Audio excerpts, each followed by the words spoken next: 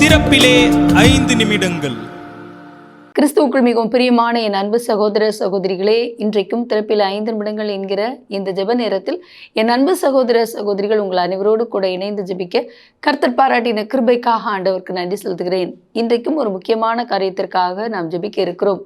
ஒரு பக்கம் தேசங்களில் கொடிய நோய் பரவல், அதுவும் கொள்ளை நோய்கள் தேசங்களை அச்சுறுத்தி வருகிற சூழ்நிலையில் தற்போது இந்தியாவிலே நம்முடைய தலைநகர் சென்னை உள்ளிட்ட 4 முக்கிய மாவட்டங்களில் ஸ்க்ரப் டைஃபஸ் என்கிற வைரஸ் காய்ச்சல் அதிக அளவில் பரவி வருகிறதாக செய்திகள் வெளியாகி இருக்கிறது. மழைக்காலம் ஆரம்பித்து ஒரு மாதமாகவே நம்முடைய தலைநகர் சென்னை உள்ளிட்ட 4 மாவட்டங்களிலே அதிகப்படியான கொடூர காய்ச்சல்களினால் உண்டாகிற பாதிப்புகள் அதிகரித்து வருகிறது. அதுவும் 11 வகையான வைரஸ் காய்ச்சல்களினாலே மக்கள் மருத்துவமனைகளில் முடக்கப்பட்டிருக்கிறார்கள். ஒரு பக்கத்திலே டெங்கு காய்ச்சலினுடைய தீவிரமும் அதிகரித்திருக்கிறது. இப்படி இருக்கிற சூழ்நிலையில் சென்னை, திருவள்ளூர், வேலூர், காஞ்சிபுரம் ஆகிய 4 மாவட்டங்களிலே இந்த ஸ்க்ரப் டைஃபஸ் என்று சொல்லப்படுகிற வைரஸ் காய்ச்சல் அந்த தொற்று அதிக அளவிலே பரவி வருகிறதாக கூறப்படுகிறது. உலக அளவிலே ஆண்டுதோறும் 10 லட்சத்திற்கும் அதிகமான பேர் இந்த நோயினால் பாதிக்கப்படுகிறார்கள் என்று உலக சுகாதார நிறுவனம் தெரிவித்திருக்கிறது. இந்த ஒரு கொடூர வைரஸ் தொற்று எது நிமித்தமாக உண்டாகிறது என்றால், மலை அடிவாரங்களில் உள்ள தாவரங்களிலே ஒட்டியிருக்கும் ஒட்டுண்ணிகள் நிமித்தமாக, அவைகள் கடிப்பது நிமித்தமாக மாத்திரமே இந்த வைரஸ் தொற்று பரவுகிறது என்று கூறப்படுகிறது. குறிப்பாக மேற்கு தொடர்ச்சி மலை அடிவாரங்களில் இப்படிப்பட்ட ஒட்டுண்ணிகள் அதிகமாக காணப்படுகிறது என்று கூறப்படுகிறது. ஆகவே அங்குள்ள கிராமங்களில் உள்ள மக்கள் இந்த நோய் தொற்றினாலே பாதிக்கப்படுகிறார்கள் என்றும் மட்டுமல்ல, திருவண்ணாமலை, சத்தியமங்கலம் ஆகிய பகுதியில் உள்ள கிராமங்களிலும் இந்த நோய் தொற்று அதிகமாக காணப்படுகிறதாகவும் கூறப்படுகிறது. எப்பொழுதெல்லாம் மழைக்காலங்கள் வருகிறதோ அப்பொழுதெல்லாம் கொடூரமான வைரஸ் காய்ச்சல்களினால் உண்டாகிற பாதிப்புகள் நம்முடைய தமிழகத்தில் அதிகமாவதை நாம் பார்க்க முடிகிறது. அந்த வகையில் தற்போது மிக வேகமாக பரவி வருகிற இந்த ஸ்க்ரப் டைஃபஸ் வைரஸ் காய்ச்சலினாலே பாதிக்கப்பட்டிருக்கிற ஒவ்வொருவரும் சுகமடைய ஜெபிக்க அழைக்கப்படுகிறோம்.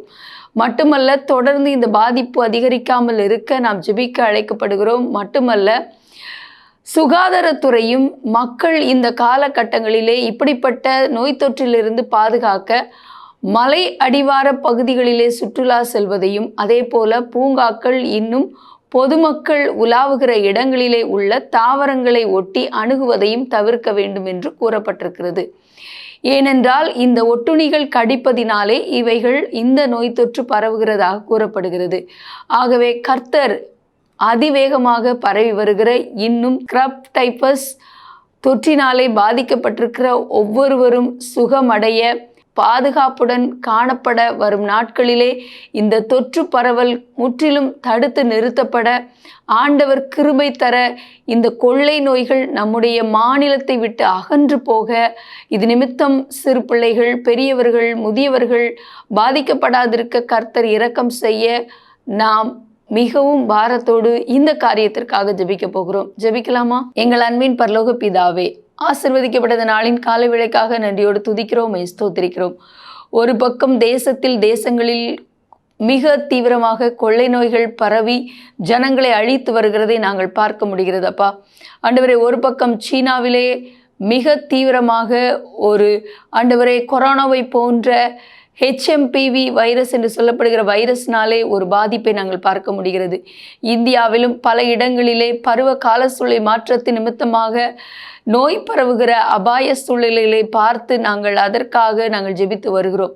தற்போது தமிழகத்தில் ஆண்டவரே, ஒரு பக்கம் டெங்கு காய்ச்சலினால் பாதிப்பு, இன்னொரு பக்கம் இப்பொழுது தீவிரமாக பரவி கொண்டிருக்கிற ஆண்டவரே இந்த ஸ்க்ரப் டைஃபஸ் வைரஸ் தொற்று, இது முற்றிலும் கட்டுக்குள்ளே கொண்டு வர ஆண்டவரே மக்கள் ஒத்துழைப்பு கொடுக்க, அதே நேரத்திலே ஆண்டவரே, பாதிக்கப்பட்டிருக்கிற ஒவ்வொருவரும் சுகமடைய, இந்த ஒட்டுண்ணி கடுப்பதினால் உண்டாகிற இந்த தொற்று முற்றிலும் ஆண்டவரை கட்டுப்படுத்தப்படாத நோயின் மூலக்கூறுகள் அழிக்கப்பட, பாதிக்கப்பட்டு மருத்துவமனையில் இருக்கிறவர்கள், வீடுகளில் இருக்கிற ஒவ்வொருவரும் சுகமடைய, ஆண்டவரை மற்றவர்களுக்கும் இந்த நோய் பரவல் உண்டாகாதிருக்க உம்முடைய இரக்கத்திற்காக மன்றாடி ஜெபிக்கிறோம்.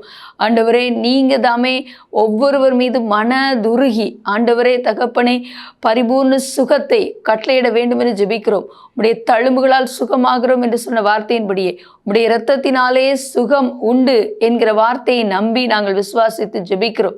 ஆண்டவரே, நீங்க எங்களுக்காக சிலுவையில் சிந்த இரத்தத்தினாலே இந்த நோயிலிருந்து பரிபூர்ண விடுதலை கொடுக்க நாங்கள் பாரத்தோடு ஜெபிக்கிறோம்.